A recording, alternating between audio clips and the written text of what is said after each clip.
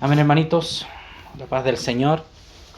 Vamos a continuar con lo que hemos estado compartiendo acerca de la epignosis, ¿ya? Las dos reuniones pasadas que hemos estado compartiendo acerca de esta palabrita que es importante en las Escrituras. Al principio hicimos una introducción general, panorámica.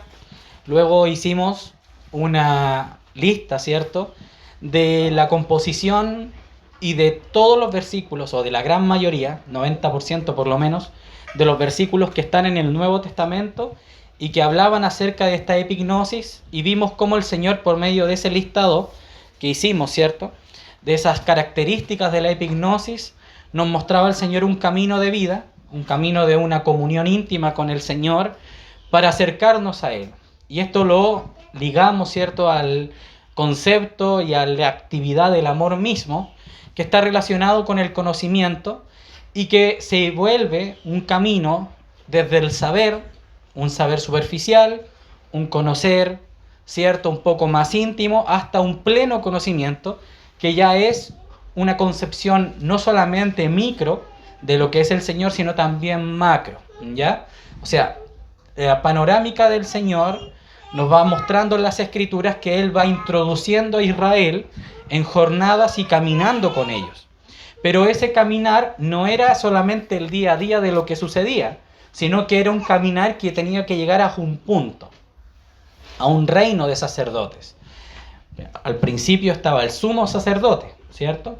Y el Señor quería corresponderse, como leyó el hermano Néstor en el partimiento del pan, un reino de sacerdotes. El Señor al principio tenía a Adán y a Eva, un matrimonio. Pero también en Apocalipsis nosotros vemos que Él quiere ahora una nación, un pueblo escogido, un real sacerdocio, ¿cierto? Una nación santa, un pueblo adquirido por Dios. Entonces nosotros vemos que el Señor trabaja en el matrimonio, pero Él busca una generación, busca un pueblo ya desarrollado. Entonces siempre el Señor va a ir desde lo más pequeñito, desde el átomo, por así decirlo, hasta llegar a un conjunto mucho más complejo, desarrollado, progresivo y crecido en el tiempo. Entonces nosotros tenemos una panorámica de lo que es las Escrituras. La panorámica de las Escrituras es la siguiente. Nosotros cuando miramos, creo que tratemos de imaginar, para poder concebir un poquito e introducirnos ahora al concepto de la epignosis, y luego lo vamos a intentar explicar porque es una revelación de parte del Señor.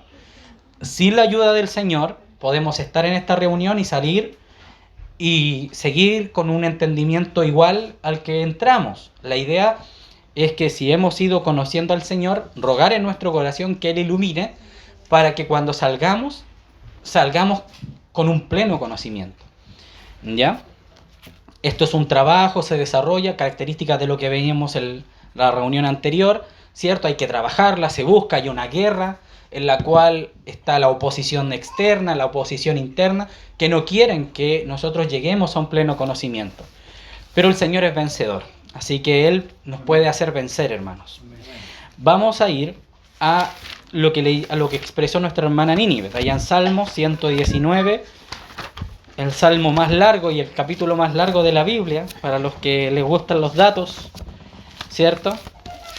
El salmo más largo, el 119, que tiene muchas características y mucho misterio, hermanos, de por sí, porque está todo el abecedario hebreo desarrollado poéticamente, mostrando, ¿cierto?, cómo el Señor se revela y cómo el Señor va mostrando características de sí. Y vamos a ir al versículo 160, que era lo que expresaba nuestra hermanita Nínive y que tiene que ver con lo que hoy día vamos a compartir. Estamos en la letra del abecedario hebreo Resh. El último verso del abecedario Resh, ¿ya? Cada palabrita ustedes pueden ver en su Biblia que cada 8 versículos hay una palabrita en hebreo que es una letra del abecedario, ¿ya? Y son 22. Entonces en el 160 dice: la suma de tu palabra es verdad, y eterno es todo juicio de tu justicia. La palabra suma, que está acá, se puede entender de dos maneras que son correctas.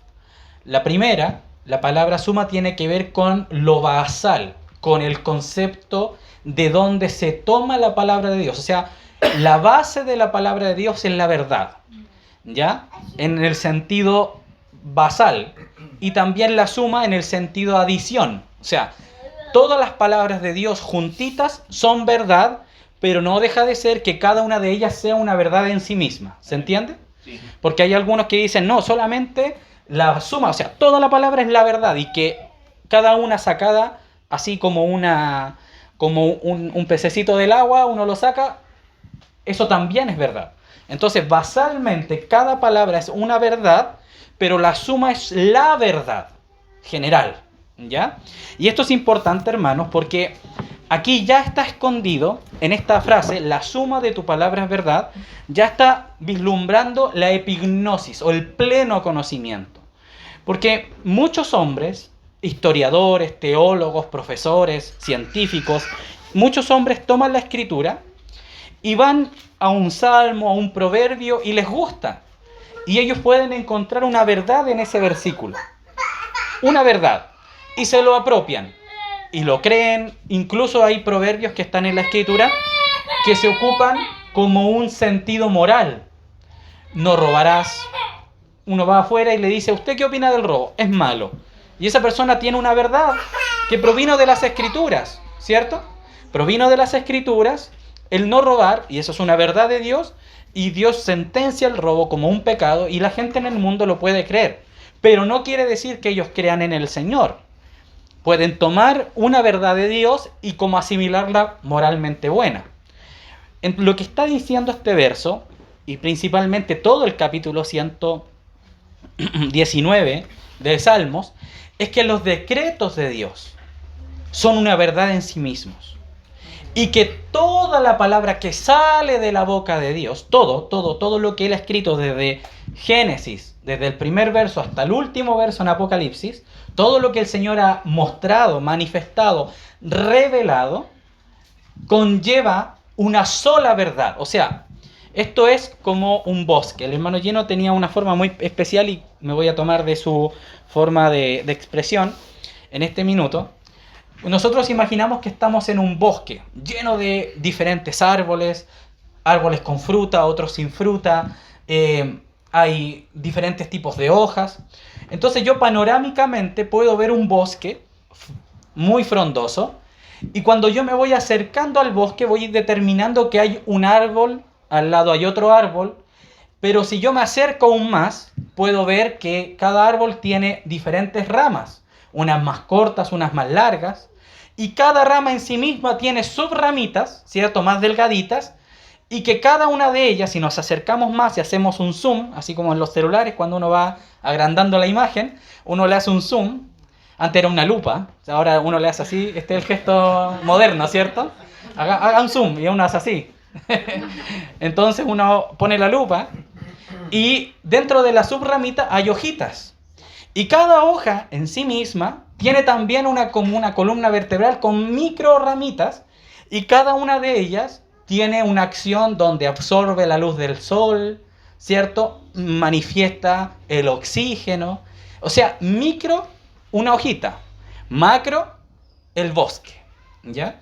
Los hombres normalmente van a lo micro, van a la hojita que podría ser un versículo, esa hojita, y la desprenden de aquel bosque frondoso y tienen la hojita como, uy, qué precioso, es bonito, amén.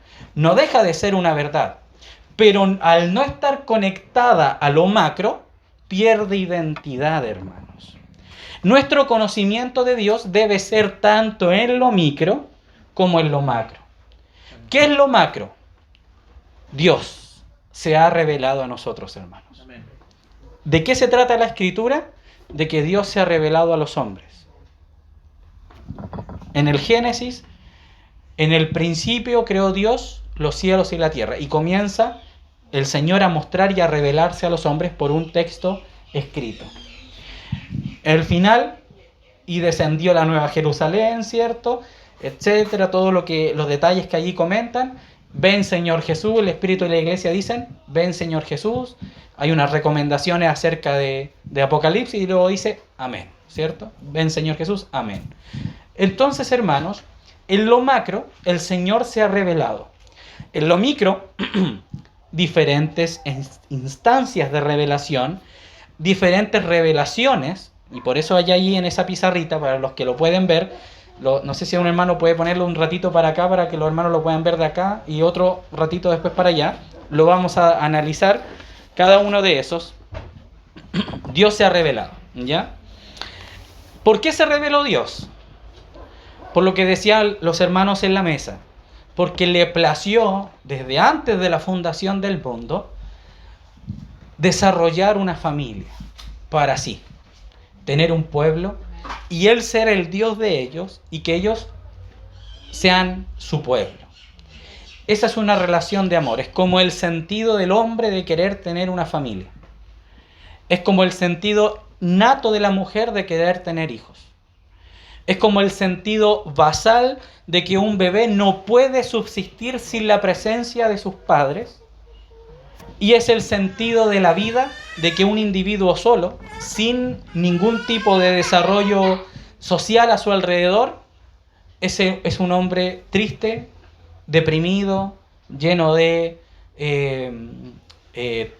traumas, está solo, y la ausencia de todas las cosas lleva a la destrucción.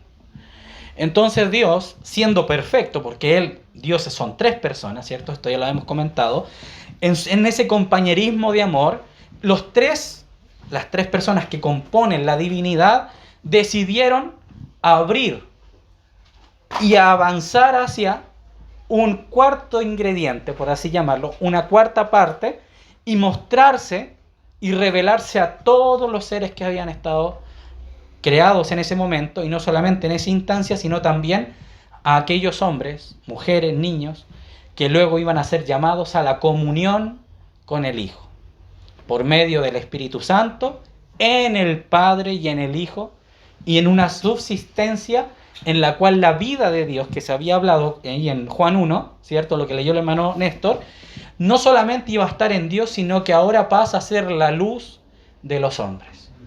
Entonces nosotros ahora, hermanos, podemos ir a un versículo y que dice, no robarás, y esa hojita pertenece a ese llamamiento de Dios a tener comunión con su Hijo. Ese versículo que se ve tan lejano por allá, ¿cierto? No robarás.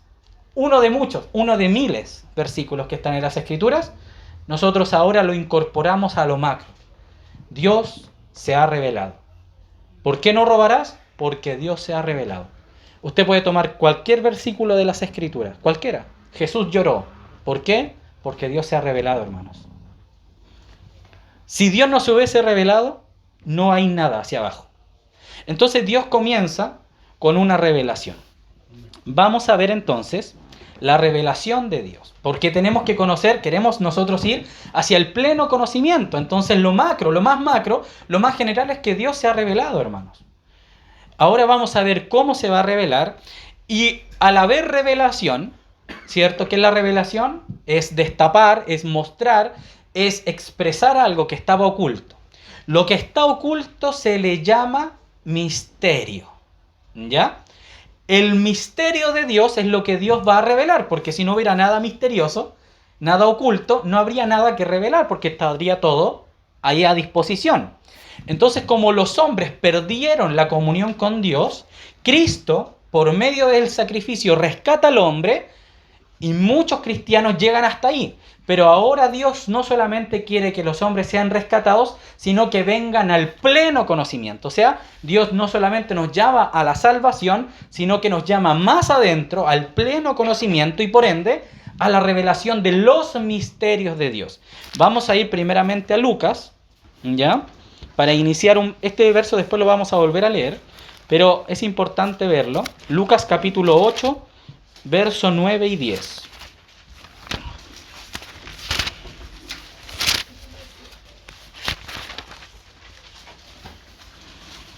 Dice así. Y sus discípulos le preguntaron diciendo, ¿qué significa esta parábola? Y él dijo, a vosotros os es dado conocer, ¿qué cosa?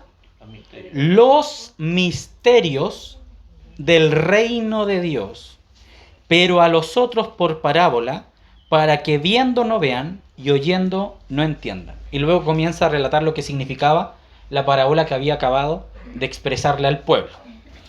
El Señor a sus hijos les tiene un encargo, a la iglesia, de cargar sobre sus hombros la administración de los misterios de Dios. ¿Dónde encontramos eso? Primera de Corintios capítulo 4, verso 1.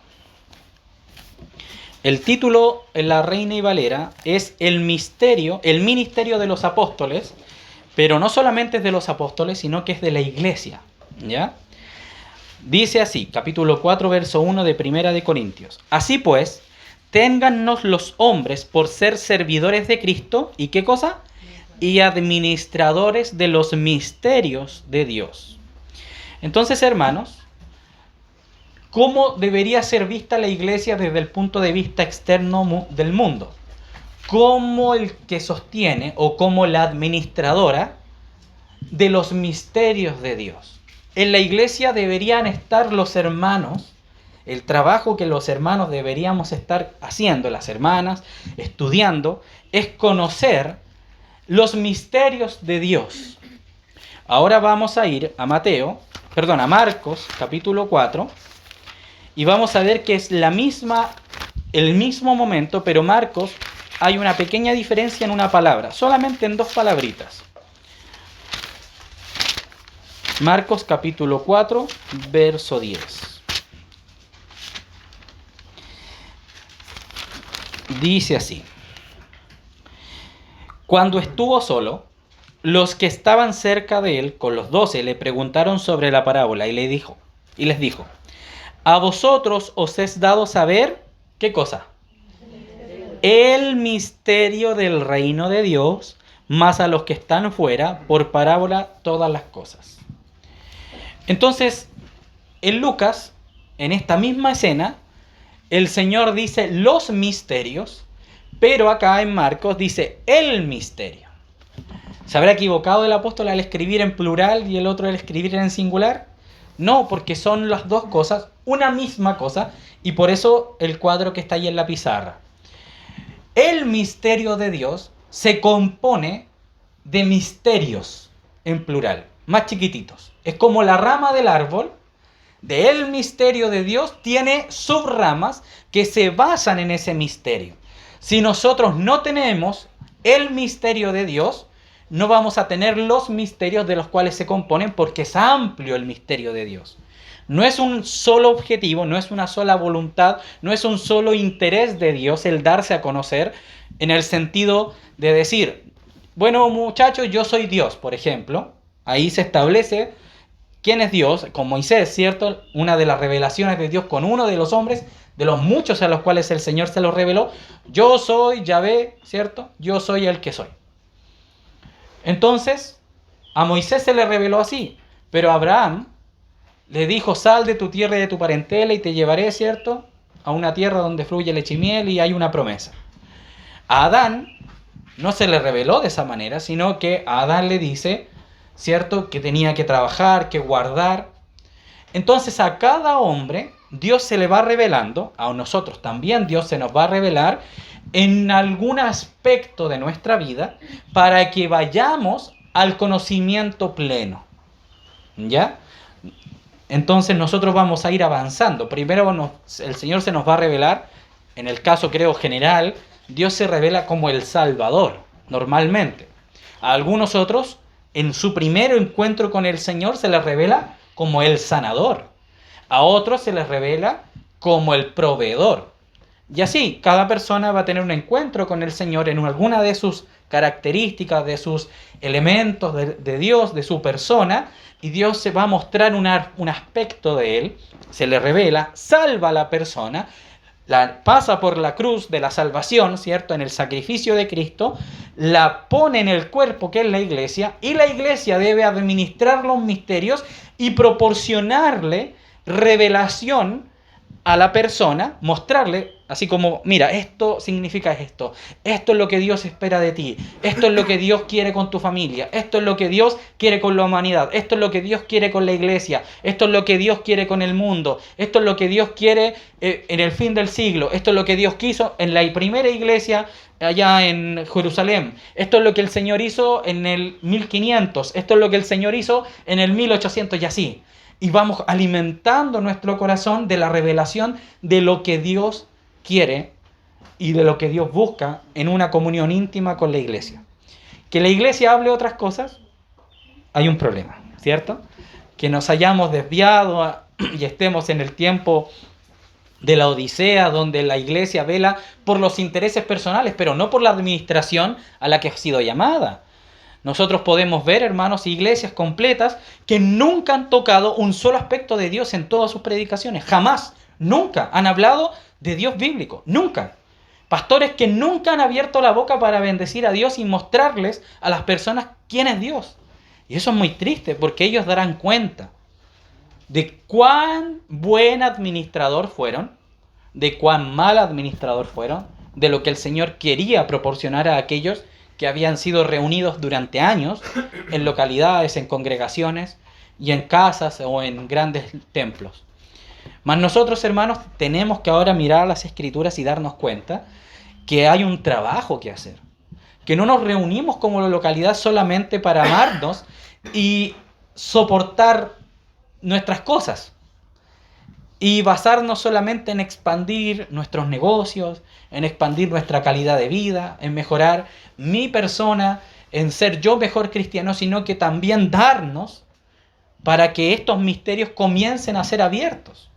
Porque el Señor ya los abrió, pero nosotros ahora debemos ir y tomar de ese misterio y de esa revelación y orar al Señor para que alumbre los ojos de aquellos que van a mirar la revelación. La revelación es cuando uno levanta y muestra, pero para que el impacto sea real, debe haber iluminación en el corazón. Yo pueda tomar esa revelación y que me haga ese clic, que el Espíritu Santo me abra el entendimiento. Por eso las oraciones de Pablo en la carta de los Efesios.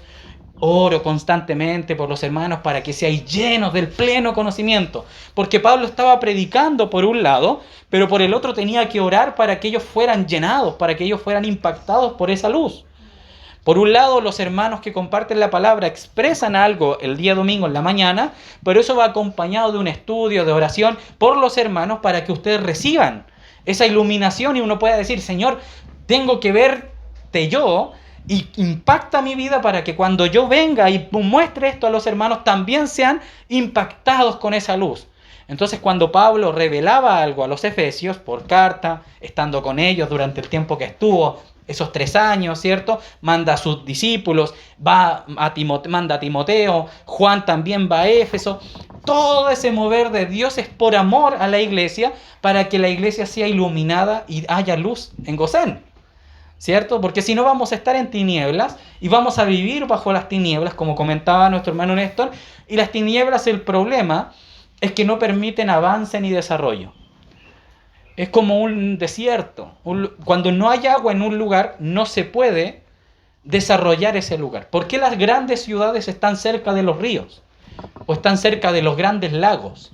¿Por qué Santiago de Chile fue fundado al lado del río Mapocho cuando era puro y sano, ¿cierto? ¿Por qué? Porque donde hay agua hay vida, hermanos. ¿Y qué nos dice el Salmo 1? Bienaventurado el varón, ¿cierto? Que no anduvo en consejo de malos, que está a la ribera del río, que da su fruto a tiempo y su hoja no cae. Esos consejos están allí para llevarnos a nosotros a que estemos cerca de la palabra y que ese misterio me vaya iluminando y yo vaya creciendo hasta llegar al pleno conocimiento de Dios. Lo que está en la pizarrita, hermanos, no son todos los misterios de Dios que están en las Escrituras, pero son las grandes áreas, ¿ya? Entonces, vamos a ir y nos vamos a comenzar a meter en este río del Señor, porque la epignosis no es solamente así, ya esto es, sino que es el todo. Para llegar al todo hay que pasar por todos. Es como decir, ya hermano, vamos a empezar a predicar la Biblia. ¿Ya? Se ha predicado la Biblia miles de años. Y hay hermanos que han podido tener ese encuentro con el Señor y darse cuenta, hermanos, que la epignosis no es, hermanos, una espiritualidad basada en la conducta, sino que es espiritualidad basada en relación con Dios. Indiferente peque o no. Y aquí tal vez algunos puedan decir, oye, pero ¿cómo está diciendo el hermano que puede tener epignosis aún siendo pecador? Porque nuestra condición de pecado va a estar hasta que el Señor venga, o hasta que nos muramos, hasta que seamos limpiados de este cuerpo de corrupción y heredemos el cuerpo incorruptible. El Señor terminó con el pecado cuando su Hijo Jesucristo murió por nosotros y nos dio la salida por medio de la sangre. Entonces yo ahora me presento delante de Dios no sin pecado en el sentido de ejercicio, sino en el sentido de posición, como compartía Israel. Nosotros vamos a Dios escondidos en Cristo, como decía el hermano Isaí, no bajo nuestras propias obras, sino bajo las obras de Cristo. Entonces yo desde allí, desde Cristo, ahora podemos tener comunión con Dios. Entonces cuando pecamos, nos apartamos de Dios porque no utilizamos las herramientas y las provisiones de la cruz de Cristo, que Él nos ha dado herramientas, armas espirituales poderosas en Dios para destruir lo que nos aparta de Dios, la vergüenza, la desnudez. Cuando Adán pecó y se avergonzó y se vistió de su justicia propia que representan esas hojas, él tuvo que ser desnudado por Dios para vestirlo ahora con lo de Cristo y que los hombres y su descendencia no fueran exterminados junto con los hijos de Caín, sino que ahora ellos pudieran ser vestidos y tener una comunión con Dios basados en los sacrificios de los animales, mas ahora nosotros tenemos el sacrificio real, pleno, a lo cual todos esos animales apuntaban. Entonces el tema del pecado para el creyente que está viviendo en epignosis no es un problema. Cuando peca se da cuenta de su pecado y va a la sangre, pide perdón, se arrepiente para mantener la comunión con Dios. Normalmente no sé si los hermanos han leído libros de Watchman Nee. Los que han leído libros de Watchman Nee hay una palabra que él siempre ocupa y que es la vida victoriosa. ¿Lo han escuchado? ¿Lo han leído en algún libro? Watchman Nee siempre dice, hermanos, hay que vivir en la vida victoriosa. Y cuando él explica eso, y uno está recién, o aprendiendo, y uno dice, pero ¿cómo yo puedo ser un cristiano victorioso? Y él dice, pero hermano, el cristiano victorioso es victorioso y listo, y es como que fluye. Y es verdad, hermanos, lo que dice el hermano acerca de la vida victoriosa, que es esa vida plena de comunión con el Señor, no es un cristiano que no peca, y no es un cristiano que no se enoja, sino que es un cristiano que está en constante comunión con Dios. Nutrido, esa nutrición espiritual va a mantener al cristiano espiritualmente fuerte, va a menguar su carne, y por ende van a disminuir sus pecados. Pero no va a dejar de ser un pecador porque aún está en un cuerpo de muerte. Pero mantiene una relación con Dios que va a permitirle caminar sin caída o sin deslizar. Lo que nosotros queremos apuntar es que nosotros podamos ver que sí es posible vivir en una vida de victoria. Porque el Señor llama a hombres de la fe, hombres que vencieron, hombres que fueron llenados por el conocimiento de Dios en una comunión íntima y vencieron la muerte, vencieron los pecados, vencieron la carne, vencieron el mundo. Así que, hermanitos, vamos a ir a Colosenses, capítulo 2, verso 2, para ver el misterio de Dios. ¿Qué es el misterio de Dios? Esto lo habíamos ya dicho en algunas reuniones anteriores, pero por causa de seguir el estudio, lo vamos a poder leer. Acá yo lo escribí desde la Biblia textual de forma directa. Vamos a leer el verso 2 y el verso 3 y vamos a ver el misterio de Dios y los misterios de Dios, ¿cierto? Leímos en Lucas los misterios de Dios y en Marco el misterio en singular. Entonces fíjense cómo dice en BTX, dice, para que sean consolados sus corazones, unidos en amor, hasta alcanzar toda riqueza de plena certidumbre del entendimiento, a fin de conocer completamente el misterio de Dios. Ahí van unos 2 puntos. Cristo, Amén. En Reina Valera es difícil de entender porque está en una traducción un poco más compleja. Y luego dice, en el cual. Esta es la parte que yo quisiera, porque ya sabemos que el misterio de Dios es Cristo, ¿cierto? ¿Lo sabemos? El misterio de Dios es Cristo. Pero Cristo no es solamente una cosa, una frase, un verso, sino que es una persona. Y al ser una persona, Él en sí mismo, cada área de la vida de Cristo también se va a manifestar como submisterios. Entonces, ¿qué dice el verso? En el cual están, ¿qué cosa? Escondidos. ¿Y qué es algo que está escondido? Es misterio. En el cual están escondidos todos. Hermanos, ¿qué cosa? Todos los tesoros de la sabiduría y del conocimiento. O sea, el apóstol Pablo dice, quiero que ustedes sean consolados y que lleguen a un pleno entendimiento y certeza de la comprensión del misterio de Dios que es Cristo, pero a la vez en Cristo mismo, como persona, Él también tiene misterios. O sea, Dios tiene un misterio y Cristo tiene un misterio. El misterio de Dios es Cristo. Perfecto, lo que ahí vemos, ¿cierto? Dios tiene un misterio. Por eso hoy pusimos arriba en la pizarrita Dios, Colosenses 2, del 2 al 3. Y luego dice, misterio de su voluntad, misterio de la piedad, misterio del evangelio, misterio de la fe y el misterio del reino. Todos esos misterios recomponen, cuando uno los junta, es Cristo manifestado en diferentes aspectos.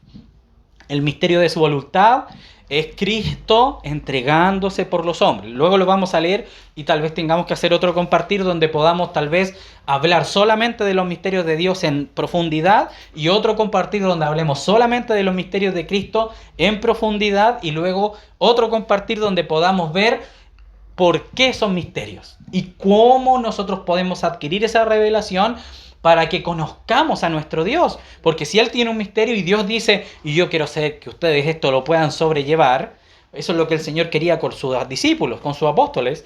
El Señor tiene que ascender, enviar el Espíritu Santo para que nos ayude por medio de la iluminación y la revelación del corazón, a abrir nuestro entendimiento y nosotros poder decir, esto es lo que Dios quiere. Y una vez que ahora entendemos, estamos capacitados para ayudar a otros. En Efesios 4, ¿cierto? Cuando leíamos, cuando hicimos el estudio de Efesios, y dice que la voluntad de Dios también, una de las voluntades de Dios, es que dar hombres idóneos, ¿cierto? Para la obra del ministerio, apóstoles, profetas, maestros, evangelistas, etcétera, para que edifiquen a los hermanos y lleguen al pleno conocimiento. Entonces, por un lado, el Señor tiene que preparar a sus discípulos, a sus apóstoles. Esos apóstoles preparan a otros discípulos, a otros apóstoles, y así para que todos lleguemos a la estatura. O sea, por un lado está el conocimiento, yo estoy nutrido, conozco a mi Dios, sé quién es mi Dios, y por otro lado está la ejecución de las obras de Dios. Por un lado yo estoy acá compartiendo con los hermanos acerca de los misterios de Dios. Uno de los misterios de Dios, por ejemplo, es que Cristo murió por nosotros. Que Él desde antes de la fundación del mundo había preparado a este Cordero perfecto, al Corderito de Dios, para sacrificarlo por los hombres, para que los hombres lleguen a Dios. Entonces eso me deja una enseñanza de vida, que el sacrificio del Señor debe ser recordado y debe ser manifestado en una fiesta solemne. Y eso que está pasando en mi mente de entenderlo, me trae a la comunión de la mesa, hermanos. ¿Por qué celebramos la mesa? Porque Dios se reveló. Amén. Se reveló en su Hijo y hubo una sangre derramada y hubo un cuerpo que fue molido por nuestros pecados y que ese es el pan y ese es el vino. Entonces yo no vengo a la reunión de la mesa porque se celebra los días lunes y los hermanos mandan el WhatsApp y hay que ir. Yo voy porque he entendido de que mi Dios se dio por mí. Y yo lo debo celebrar y debo exaltar. No porque Él me esté con un látigo pegando en la espalda, sino porque hay un amor íntimo de mi corazón de que alaba al Señor por sus beneficios. Y yo me gozo, hermanos, y me levanto, ¿cierto?, el día sábado y digo, hoy día vamos a celebrar la cena con los hermanos y vamos a comer el pan juntos y vamos a hacer memoria del Señor. Y como decía la hermana, amén, con gratitud de corazón. Entonces eso no pasó de la mente, pasó del texto a la actividad de la obra de Dios. Dios preparó obras para que los hombres caminen por ellas. Entonces, en la ejecución de la epignosis, que es lo que nosotros obtenemos, en la comunión se vuelve una obra de Dios. ¿Por qué el apóstol Pablo tenía todas las cosas por basura? Porque cuando él vio al Señor, se dio cuenta de que su vida y todo lo que él había amasado, conocimiento, estatus, ser circuncidado, preceptos de estatutos de hombre, de los judíos, y tener renombre, al lado de Cristo no era nada. Y eso lo llevó a él a una actividad, a una obra de Dios. ¿Cuál es esa obra? Vivir para Cristo.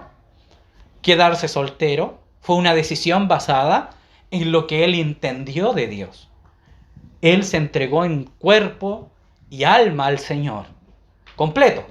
No digo que casarse esté mal, también casarse, él dice, si no tiene el don, mejor cásese.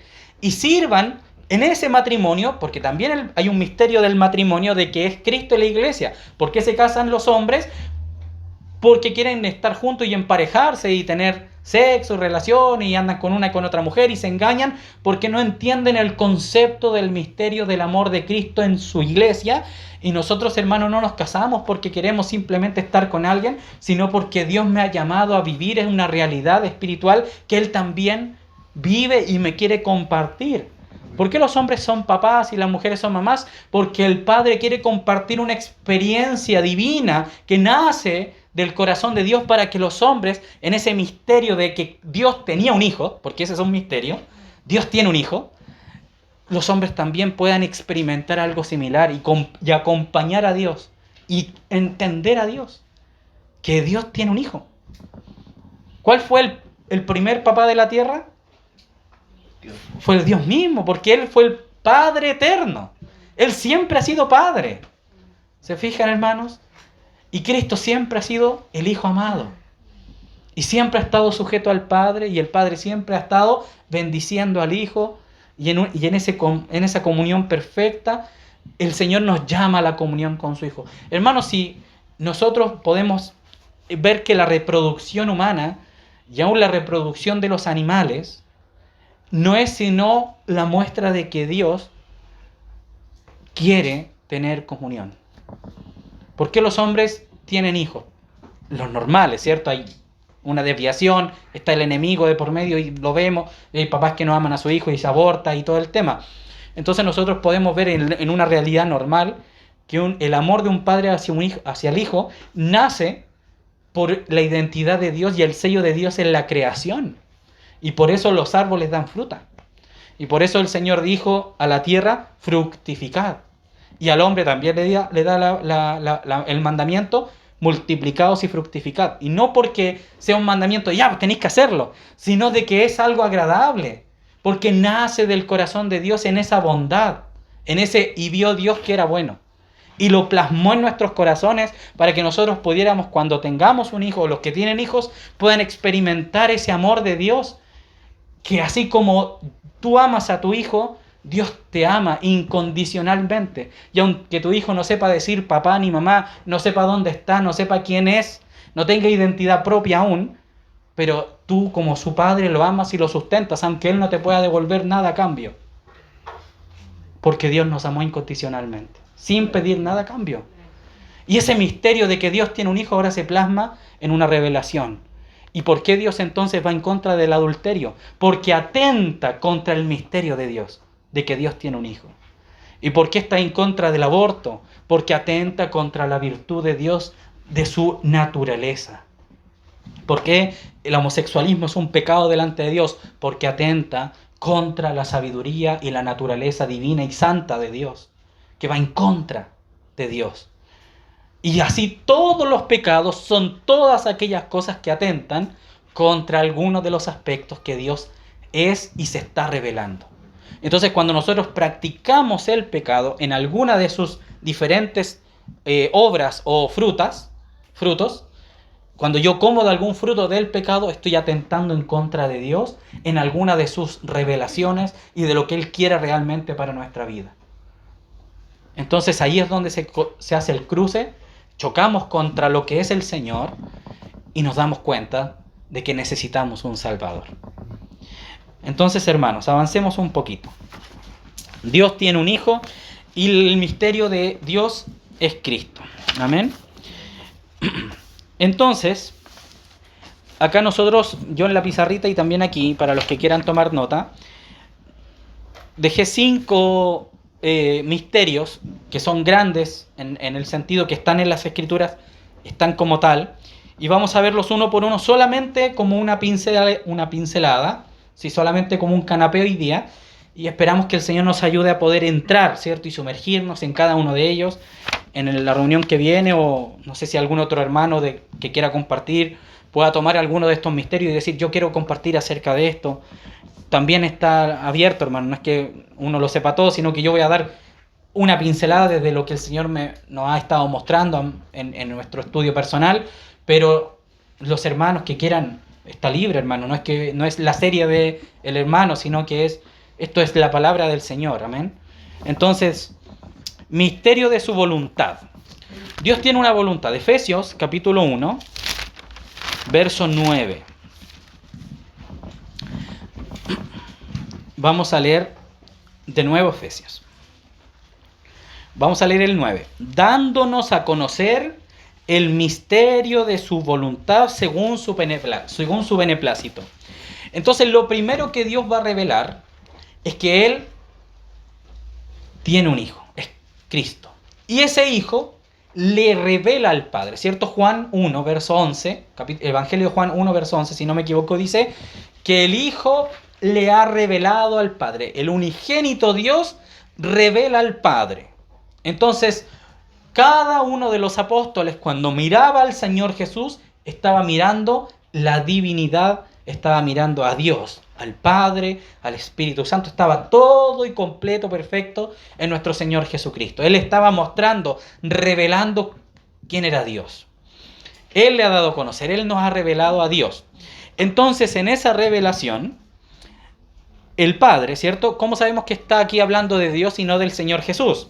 El verso 3 dice, bendito sea el Dios y Padre de nuestro Señor Jesucristo. Luego el verso 4, las primeras palabras, según nos escogió en Él, en amor, para alabanza de la gloria. Voy en el verso 6, verso 7, en quien tenemos redención por su sangre. Ahí hace un paréntesis y habla de Cristo, que hizo sobreabundar para con nosotros en toda sabiduría e inteligencia. Entonces ahora llega el 9, dándonos a conocer. El sujeto de todos estos versículos es el Padre. Bendito el Dios y Padre de nuestro Señor Jesucristo. Hace una extensión de las características de la obra de Dios. Llega el verso 9. Nos ha dado a conocer. Dándonos a conocer el misterio de su voluntad según su beneplácito, el cual se había propuesto en sí mismo. Fíjense que aquí el apóstol Pablo, que le fue revelado este misterio, le escribe a la iglesia y le dice, mira, Dios se había propuesto, es como que Dios se había planteado un objetivo de reunir todas las cosas en Cristo, en la dispensación del cumplimiento de los tiempos, así las que están en los cielos como las que están en la tierra. O sea que la obra de Dios, este misterio de la voluntad, en esta pequeña pincelada, no vamos a profundizar más, es que Cristo sea el centro de todo el universo. Tanto el universo físico como el universo no físico o espiritual. Aún Satanás mismo tenía que venir a tener comunión con el Hijo, pero él se apartó y no glorificó a Dios. O sea, fue en contra de la voluntad de Dios, el cual es un problema. Porque si no está dentro de la vida de Dios, ¿qué queda? La muerte, la separación, pero también el juicio. Y el juicio es, por cuanto has elegido no amar a Dios, queda fuera de la vida. Y si no hay vida, no hay nada, pues, hermano, ¿cierto? Es como un árbol en el desierto. Si no hay agua, su destino es la destrucción y desaparecer, morir. Entonces, hermanos, el primer misterio de Dios, dentro de lo que es Cristo, ¿cierto? Porque es reunir las cosas en Cristo. Entonces, una de las características de Cristo, desde la postura de Dios que Dios quiere revelar, es que no solamente Él quiere que conozcamos a su Hijo, sino que también nos congreguemos en Él. Seamos parte de Él y estemos en Él y Él en nosotros. Como los hermanos siempre grafican como un balde que contiene agua, pero a la vez está dentro del mar. Está lleno por dentro, pero también por fuera. O sea, que Dios quiere que nosotros nos sumerjamos en Cristo, que Él esté en todo nuestro ser, pero también aún nosotros llenos de Él por dentro. Actualmente tenemos a Cristo en nuestro corazón, como decía Israel. ¿Pero qué falta? Que tenemos que ahora nosotros vivir en Él, andar en Él. Esa es la parte que cuesta, porque es la parte que corresponde al aspecto físico, al aspecto de que yo mientras tenga un conocimiento de Dios, voy a saber cuáles son los caminos de Dios y voy a poder andar en ellos. Pero si no los conozco, nunca voy a poder andar en Cristo. Si yo les preguntara, por ejemplo, ¿qué les gustaría o qué podrían hacer para complacer al presidente actual de Estados Unidos? ¿Qué comida le gusta? No tenemos idea, ¿cierto? No tenemos ninguna idea. ¿Cómo podríamos complacerlo? No se sabe. Hay algunos que se están mirando y dicen, ahí están comiendo algunas cosas. Claro. Habría que conocerlo, habría que ir y decirle, oye, ¿qué te gusta comer? ¿Cierto? ¿Qué te gusta comer? Mal ejemplo, presidente de Estados Unidos. Vamos a poner otro. No sé, cualquier persona que esté lejos de conocerle de forma física. Si no le conozco, ¿cómo le puedo agradar? ¿Qué puedo hacer para que pueda yo darle algo? Por ejemplo, y que él diga, uy, esto es justo lo que yo quería. Si no le conozco, no puedo manifestar nada acerca de él y por ende no hay comunión. Entonces Dios se ha planeado, se ha propuesto. Imagínense, el Señor se fijó un objetivo. Como muchas personas en el 1 de enero estaban ahí, hoy este año voy a adelgazar, este año voy a aprender inglés, este año voy a tratar de hacer, no sé, voy a viajar, este año voy a trabajar, este año voy a hacer el mejor del curso, etcétera, este año me titulo. Tantos se hicieron ideas, ¿cierto? Y se van a esforzar y se proponen cosas. Dios se propuso que Cristo sea el centro de todas las cosas y llenar todo con su persona, compartir a su Hijo. Pero para compartirlo tuvo que ponerlo en una cruz. Entonces, ¿se fijan? Los tesoros de Cristo están en Él. Entonces el misterio de Dios es Cristo, pero a la vez hay cosas que están ocultas, que están en el corazón de Dios y que Dios las ha abierto para que nosotros accedamos a ellas. Vamos a avanzar, hermanos, porque si no, vamos a terminar mañana. Dice, misterio de la piedad. ¿Dónde está el misterio de la piedad? Este es un versículo clave, ¿cierto? Timoteo, amén, hermanos. Y tiene el título en la Reina y Valera, ¿cierto? Capítulo 3, verso 14. El misterio de la piedad. ¿Qué es el misterio de la piedad? El misterio de la piedad es una obra de Dios. ¿Ya? También proviene de Dios y está relacionado con Cristo. Dice, esto te escribo, aunque tengo la esperanza de ir pronto a verte, para que si tardo, ¿qué dice? Sepas cómo debes de conducirte en la casa de Dios, que es la iglesia del Dios viviente, columna y baluarte de la verdad. E indiscutiblemente grande es el misterio de la piedad, hermanos. Grande es el misterio de la piedad. Dios fue manifestado en carne. Y comienza con una bomba, porque este verso para los judíos de la época era sentencia a muerte. Porque el Elohim, Yahvé Elohim, se iba a hacer carne, hermano. Se iba a hacer un hombre y andar con ellos. ¿Cuándo se había visto cosa semejante? ¿Cuándo ellos lo leyeron en el Antiguo Testamento y no se dieron cuenta? El Señor había prometido que iba a hacer esta obra y no se dieron cuenta los estudiosos de la ley de la época. Luego dice, justificado en el Espíritu, visto de los ángeles, predicado a los gentiles, creído en el mundo, recibido arriba en gloria. Cada uno de esos ítems, a la vez, también es una obra de Dios, que fuera manifestado en carne por medio de María. Habían profecías al respecto y las tenemos que estudiar, porque si queremos conocer el pleno conocimiento, debemos sumergirnos en el misterio de la piedad. ¿Por qué de la piedad? Ya de ahí hay una pregunta grande. ¿Y por qué el misterio de la piedad y no el misterio de otra cosa? De la piedad. ¿Pero por qué? Dios manifiesta a su Hijo, el Dios Hijo, en carne. Porque la obra más grande de piedad iba a venir por medio de poner su cuerpo en sacrificio por todos los hombres. El acto de piedad. Dios mostrando misericordia, así a volúmenes. Es como una catarata que se desborda, hermanos. Así, algo incontrolable. Dios mostró su amor matando, ¿cierto? El cuerpo del Señor, que fue lo que murió, porque Él no puede morir, ¿cierto? Porque Él es Dios.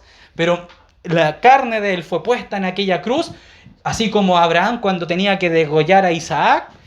Asimismo, Dios abrió al Hijo como ese paño rasgado de arriba abajo, y para que saliera todo el amor de Dios hacia los hombres, Dios había perdonado el pecado de todos los hombres, hermanos. Así como una avalancha, como una luz desde la cordillera que viene con fuerza y arrasa con todo lo que está allí en pie, así fue el amor de Dios derramado en la cruz por nosotros. Por eso es el misterio de la piedad, pero hay cositas de entre que vamos a tener que estudiar en algún momento. Justificado en el Espíritu. ¿Qué significa que haya sido justificado en el Espíritu? ¿Qué significa que haya sido visto de los ángeles? Predicado a los gentiles, creído en el mundo, recibido arriba en gloria. Ese es el misterio, pero que hay que estudiarlo. O sea, no porque lo dejé... ¿Cuál es el misterio de la piedad? 1 Timoteo capítulo 3, verso 14. Dios fue manifestado en carne. Entonces, ya, pero ¿qué significa?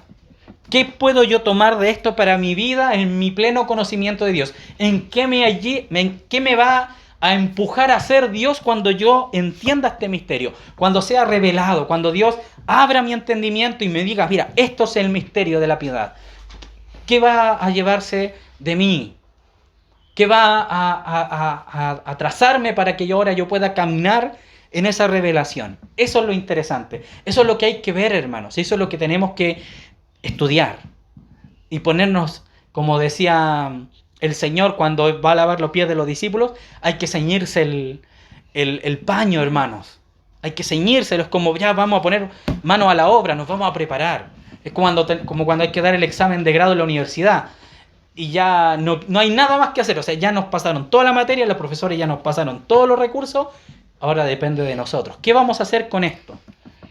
Dios nos entrega esta perla. Ahí está, misterio de la piedad. ¿Qué vamos a hacer con ella? ¿Cómo la voy a invertir? ¿Cómo la voy a multiplicar con este regalo de Dios? ¿O la voy a esconder debajo de la tierra? Y yo junto con ella, con miedo, no, Señor, tú me diste este don, tú me diste este talento y lo escondí. Y yo sabía que tú eras un Dios severo y cuando tú vinieras me iba a decir, oye, yo te enseñé que este era el misterio, ¿qué hiciste? No, Señor, aquí está. El misterio de 1 Timoteo 3:14. No, ¿cierto? Hay que invertirlo.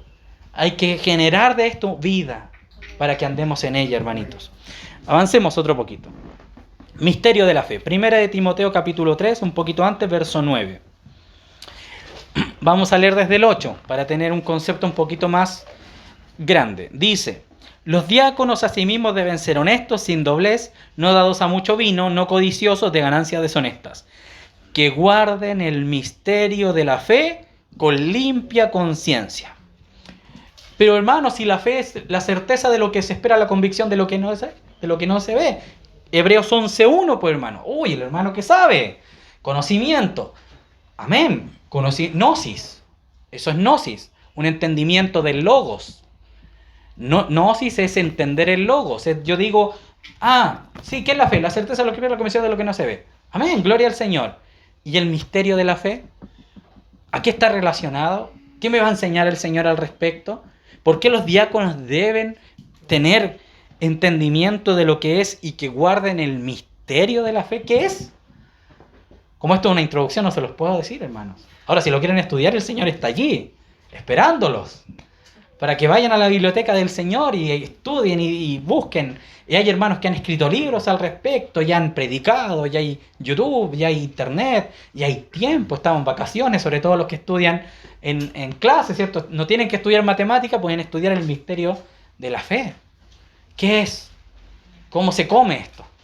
¿Se come con cuchara o con tenedor? ¿Se come con cuchillo o con palitos? A los japoneses. ¿Cómo se degusta? ¿Cómo se prepara?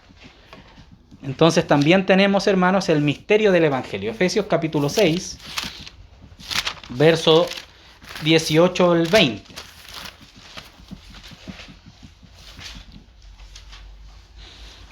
Orando en todo tiempo, con toda oración y súplica en el Espíritu, y velando en ello con toda perseverancia y súplica por todos los santos, y por mí, a fin de que al abrir mi boca me sea dada palabra para dar a conocer con denuedo el misterio del Evangelio. En este estamos, yo creo que un poquito más entendidos, creo yo, ¿cierto? El misterio del Evangelio, el misterio de la buena noticia. ¿Qué es la buena noticia? ¿Qué está diciendo? ¿Qué dijo el Señor cuando abrió su boca y dijo, yo vengo aquí a hacer algo, ¿cierto? Sí. ¿Qué es? Hay que estudiarlo, hay que ver, no salirse de los límites de lo que enseña la palabra frente al misterio del Evangelio.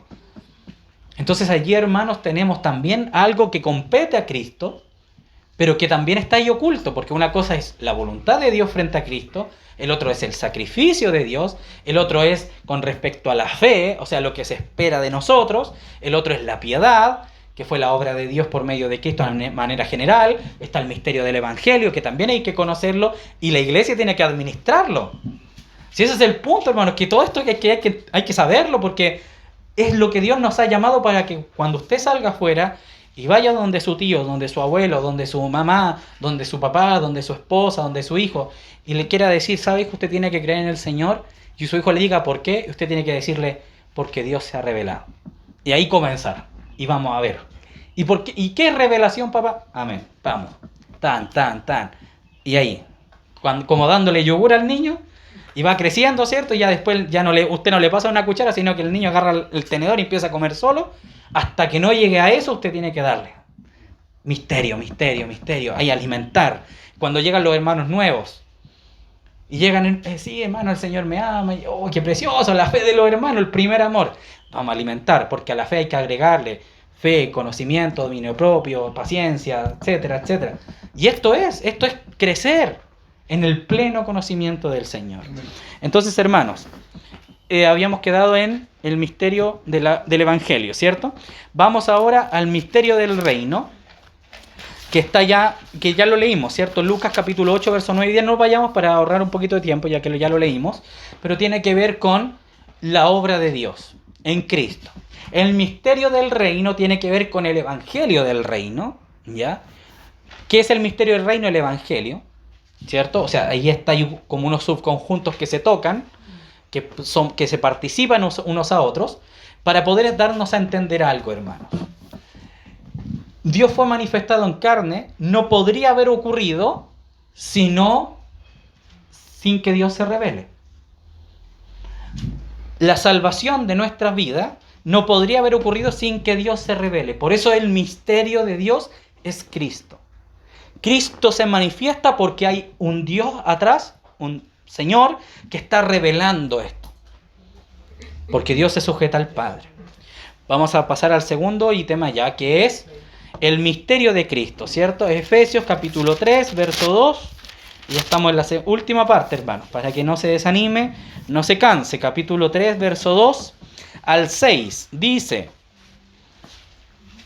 si es que habéis oído de la administración de la gracia de Dios que me fue dada para con vosotros, que por revelación me fue declarado el misterio, de como antes lo he escrito brevemente, leyendo lo cual podéis entender cuál sea mi conocimiento en el misterio de Cristo. Ahí está. Vamos a leer el 5 para dar respuesta, porque aquí lo responde inmediatamente el apóstol. Misterio que en otras generaciones no se dio a conocer a los hijos de los hombres, como ahora es revelado a sus santos apóstoles y profetas por el Espíritu. 2 puntos. Este es el misterio. El 2 puntos es como roble de tambores. Que los gentiles son coherederos y miembros del mismo cuerpo y copartícipes de la promesa en Cristo Jesús por medio del Evangelio. Ese es el misterio de Dios. De Cristo, perdón. ¿El misterio de Cristo qué es? Iglesia. La iglesia. No la iglesia en Jerusalén. La iglesia a nivel general, macro, el bosque. Sí. Pero dentro de ella, de ese otro bosque, es como que pasamos de un árbol al otro árbol. Ya, el otro árbol es el misterio de Cristo, la iglesia. Vamos a la primera rama, el matrimonio. ¿Por qué el matrimonio manifiesta el misterio de Cristo y la iglesia? Porque es una relación matrimonial. Cristo se ha desposado con su novia y se va a casar. Y le van a hacer una fiesta de bodas al hijo del rey, ¿cierto? Y están las parábolas que hablan. El evangelio es semejante ¿a qué? A un rey que le hizo fiesta de bodas a su hijo. Esa parábola, que es una ramita, y cada ramita tiene versículos, ¿cierto? Que es esa parábola, la ramita de la parábola de la fiesta de bodas, es una ramita de la vara del árbol, que es el misterio de Cristo en la iglesia. ¿Se va entendiendo? Entonces ese versículo que por allá, que dice, un rey le quiso hacer fiesta de bodas a su hijo, esa hojita, usted la pone ahora dentro del árbol, que es el misterio de Cristo en la iglesia, y ese árbol está dentro del bosque, que es Dios se ha revelado. Porque para que haya iglesia, tiene que haber cabeza, que es Cristo. Y para que haya Cristo, Dios se tuvo que haber revelado. Y ahí comienza, ¿se fijan que es una panorámica? Esto es una introducción, no hemos hablado nada así puntual. Estamos viendo como lo general. Entonces, primero, la revelación. Y desde la revelación comienza a aparecer. Es como que el Señor va como destapando la mesa. Imaginemos que hay una mesa larga. Y allá empiezan los canapés, los chocolates. Acá ya están la comida, las empanaditas, las pizzas. Y más acá la carne, ¿cierto? Y los platos profundos. Entonces uno comienza, el Señor comienza a abrir la mesa, a destapar las ollas, los sartenes, y uno, uy, mira esto, mira qué rico esto, mira lo que el Señor preparó. Entonces al principio es la leche espiritual, Dios se ha revelado, Dios te ama, ¿cierto? La leche espiritual, y luego comienzan los porotos a aparecer. Pero más allá, todavía no entramos allá, porque esa parte, primero acá, porque sin la leche no puedo desarrollarme, no puedo crecer. Entonces Dios también trabaja, no es que Dios dijo, ya mira, todo esto es lo que yo quiero y háganlo. No, va de a poco, porque va según el crecimiento, sin obligarnos, pero también va esperándonos. ¿Cuál es el problema de que Dios nos espera? De que va a llegar un minuto en que van a haber pasado 20 o 30 años de nuestra vida y Dios va a decir, ¿dónde está ese tiempo de vida? No, Señor, lo ocupé en trabajar, me di una vuelta al mundo, me fui a dar 40 años vuelta al desierto, estuve, no sé, 4 matrimonios fallidos, estoy exagerando, pero estuve, no sé, en las drogas, me fui el alcoholismo, no sé, estuve enojado con la iglesia porque no me saludaron un día domingo, no me invitaron a un ágape, no me invitaron a un matrimonio, me enojé con el hermano, me enojé con el pastor, me quedé en la casa, peleé con mis hijos. ¿Se fijan, hermanos? Los pecados extienden el tiempo de desconocimiento de nuestro Dios porque me apartan. Entonces yo me quedo a un lado del río y el Señor está en el otro y me está esperando. Y me llama. Así como el Señor llamaba a Pedro a que se baje del arca y camine por el mar, mirando al Señor, y que mientras lo esté mirando no se sumerja, no se caiga, no se deje aplastar por las cosas de este mundo, por la gente de las aguas, sino que caminemos sobre las aguas, mirando al Señor, o sea, sobre el mundo, venciendo. Mientras Pedro miraba al Señor iba venciendo las aguas, pero una vez que empezó a mirarse a sí mismo, así como Adán cuando despegó su mirada del Señor y se miró y se vio que estaba desnudo, que son tipos así exactos, ¿cierto? Cuando Pedro se miró a sí mismo y vio y dijo, estoy caminando sobre el agua, empezó a caer. Pero gracias al Señor que cuando él clamó, el Señor lo sujetó de la mano, ¿cierto? Porque el Señor, aunque estemos cayendo, el Señor hay misericordia, hermanos, y nos levanta. Y volvemos a estar en pie, pero ahora abrazados del Señor. Así que el Señor nos ayude, hermanitos. Amén. Entonces, hermanos, el matrimonio. Efesios 5, capítulo 22. ¿Se han dado cuenta que no hemos salido del libro de Efesios? Interesante. O sea, la cantidad de misterios que hay en este libro. 5, 22. hasta el 33. Lo vamos a leer de corrido, hermanitos. Las casadas estén sujetas a sus propios maridos como al Señor, porque el marido es cabeza de la mujer, así como Cristo es cabeza de la mujer, perdón, de la iglesia. O sea, ya ahí ya está hablando aspectos, ¿se fija? Está empezando a revelar el apóstol Pablo. La cual es su cuerpo y él es su salvador. Así que como la iglesia está sujeta a Cristo, así también las casadas lo estén a sus maridos en todo. Maridos, amad a vuestras mujeres, así como. ¿Se fijan que el matrimonio es así como? No es que el matrimonio sea el matrimonio y aquí Dios no se mete porque yo y mi esposa y chao. No, yo soy el que mando acá. No, el matrimonio es el reflejo del así como. Mi matrimonio es el reflejo del así como de Dios. De ese misterio que el Señor reveló. Llegamos al plato del matrimonio, ¿cierto? Lo destapa el Señor. Ah, mi matrimonio tiene que ser así. No asá. Así como Cristo lo formó, como Cristo lo constituyó. Respeto, sujeción, amor, incondicional. Sin esperar nada a cambio. Todo lo sufre, todo lo soporta. No se envanece. Y todo lo que dice Corintios capítulo 13. Porque, amados, amad, Corintios 13, todo lo que está ahí en Corintios 13, así como Cristo nos amó, entonces yo debo trabajar. ¿En qué? Los varones. ¿Cómo deben amar a sus esposas? Como Corintios 13, y hay que hacer un estudio, y yo debo entrar en eso y sumergirme, y debo aprenderlo. Y cuando venga un matrimonio con dificultades y me digan, hermano, estamos pasando dificultades, usted va a identificar, porque ya tiene la luz del Señor y a decir, ¿sabes lo que pasa? Es que tú no amas a tu esposa. No, si yo la quiero mucho, yo todos los días trabajo y me levanto a las 5 de la mañana y le pongo el plato de comida a mi hijo, todos los días yo lo amo. Mentira. Porque amar no es solamente poner comida, porque así como nosotros le alimentamos a los perros, ¿cierto? Yo le pongo el plato de comida y amo a mi perro más que a mi hijo. Pero es el mismo acto, ¿no? Estoy alimentándolo. ¿Amo a un perro más que a mi hijo? No. Entonces, ¿será el acto de poner pan en la mesa? ¿O será que hay más cosas dentro? Que hay un trabajo, que tenemos que lavar a nuestras esposas, que tenemos que ayudarlas con sus pecados, ayudarlas a que puedan entender al Señor, porque somos sacerdotes de la casa. Entonces no solamente el marido es el marido, sino que también es sacerdote y también es el que edifica. Es como un midi-Cristo con la iglesia. ¿Qué hizo Cristo por mí? Lo que tú debes hacer por tu esposa. Imagínense, hermano, tremenda responsabilidad. ¿Se quieren casar los jóvenes? Amén, gloria al Señor. Pero vamos de la mano con el Señor porque es un trabajo que no se puede hacer solo. Dependemos del Señor. Dependemos del Señor en todo. Y ahí es donde uno dice, Señor, yo no puedo hacer nada. Imagínense que Pablo se casó con la iglesia, por así decirlo. Su novia era la iglesia y por eso le predicaba y le hablaba, la vestía. Y él no se casó con una mujer, pero sí su corazón fue dado a la iglesia y ella era como el amigo del esposo que la prepara, que la cuida, un eunuco, ¿cierto? Como aquellos en la antigüedad que preparaban a la reina para el rey. Entonces, Pablo fue parte de ese servicio y si Pablo hubiera tenido una esposa, hubiera hecho eso mismo con su esposa. Porque esa es la labor del esposo. Ser el sacerdote, sacrificar por la familia, morir por la familia, porque Cristo murió por nosotros. Y le toca al varón. Pero la esposa también tiene su parte, porque la iglesia también tiene parte en el reino. Y la esposa es la administradora de la economía de Dios. Es la administradora de la fe. Entonces la esposa en su lado tiene un lugar muy precioso. Administrar.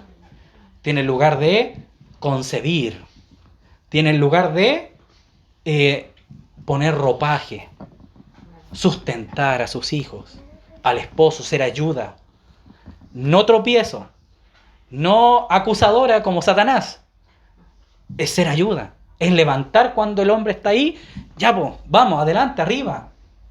Es sacar, si uno cae en el hoyo, está el otro que lo pueda sacar. Todos esos versos que están por allá, ¿cierto? Cada uno en la Biblia ahí repartido. Cantar de los Cantares, Proverbios, Salmos, imágenes de Acab, etcétera. Todo eso son hojitas que están dentro de una rama.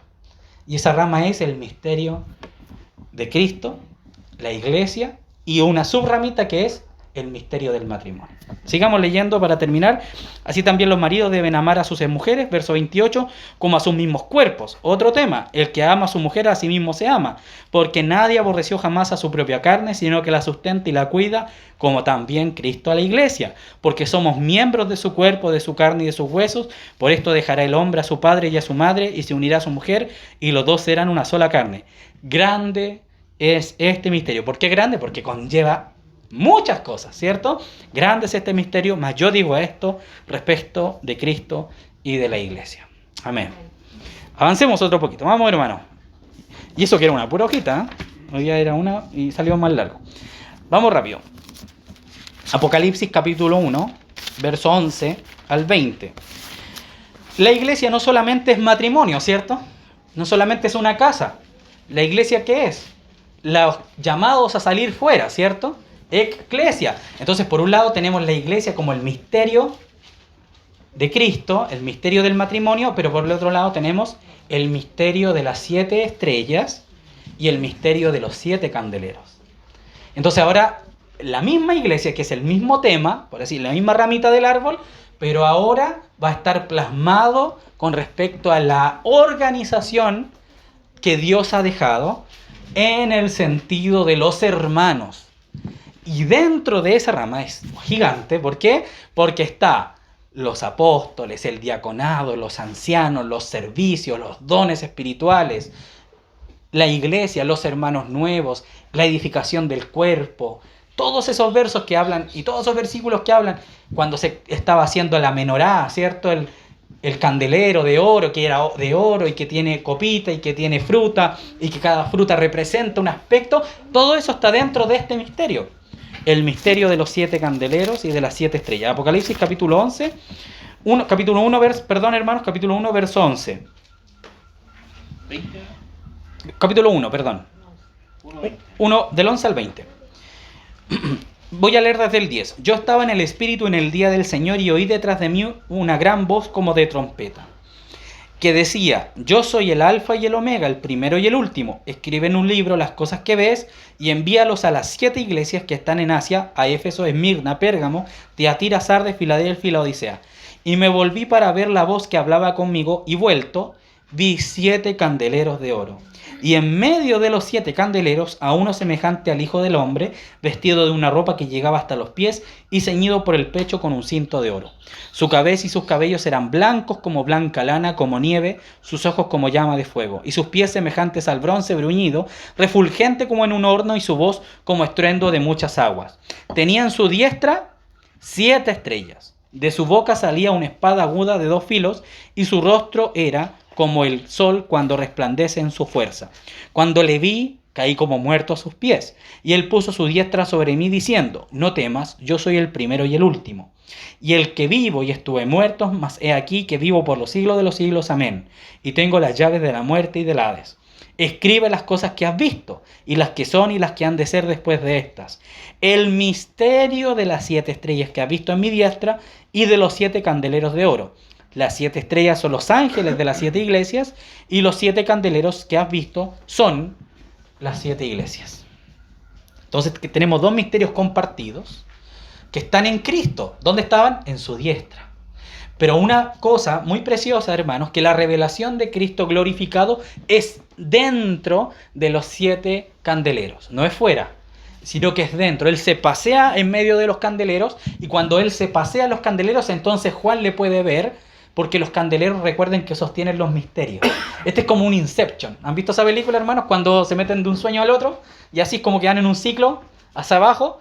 Esto es lo mismo. O sea, Cristo en su mano tiene en su mano tiene 7 estrellas. Cristo es el misterio que está revelando a la iglesia, pero a la vez la iglesia es lo que revela a Cristo. Porque nosotros somos administradores de los misterios, pero Cristo es el que revela los misterios a la iglesia. Entonces esto es como una vuelta, ¿se fijan? Por un lado, Cristo está manifestando lo que Él es a la iglesia, y la iglesia toma ese conocimiento y lo administra hacia los hermanos. Es como la llama primera, ¿cierto? La del centro, que está ahí en el menorá, y luego tenemos 3 columnas hacia la izquierda y 3 columnas hacia la derecha, que desde la vara principal se sostienen 3 a la izquierda, 3 a la derecha, que son 6. O sea, Cristo, el vástago del centro, el mayor, sosteniendo a la iglesia, sosteniendo al hombre para que alumbre. Entonces Cristo a la vez, mientras es alumbrado por el menorá, Él también es parte de la iglesia, porque es la cabeza. Y es un misterio. Y hay que estudiarlo. Y hay que ver por qué el Señor eligió ese modelo, por qué el Señor tiene 7 candeleros y por qué son las 7 iglesias de Asia. Y qué representa cada iglesia, que son las iglesias también, por un lado, ¿cierto? A nivel histórico. Los tiempos de las iglesias, la persecución, la primera iglesia, la segunda, la tercera, hasta llegar a la séptima, que es la de la Odisea, que es una forma y un modelo que nos permite vislumbrar el corazón de los hombres, pero también a la vez son individuales y yo puedo estar dentro de esa forma de vida que tienen esas iglesias. Por un lado son históricas y por el otro son una realidad en el creyente. Entonces, se fijan, hermanos, ese misterio que es la iglesia está constituido por todo lo que acabamos de decir y más. Porque el candelero lo llevaba el sumo sacerdote. Bueno, ahí todo el Antiguo Testamento, el Nuevo. Entonces, todo ese árbol es grande, no es pequeño, porque es un misterio.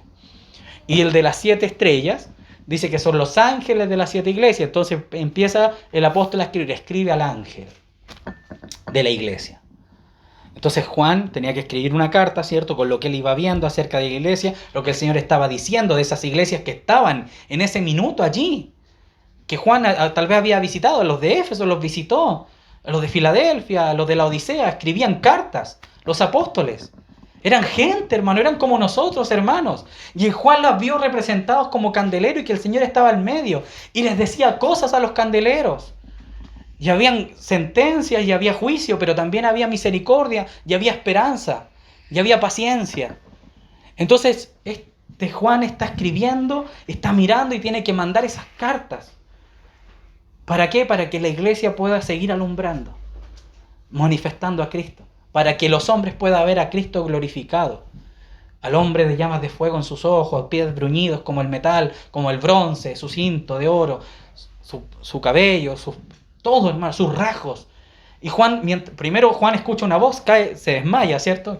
Ve al Señor en una primera instancia y se revienta Juan. Muere.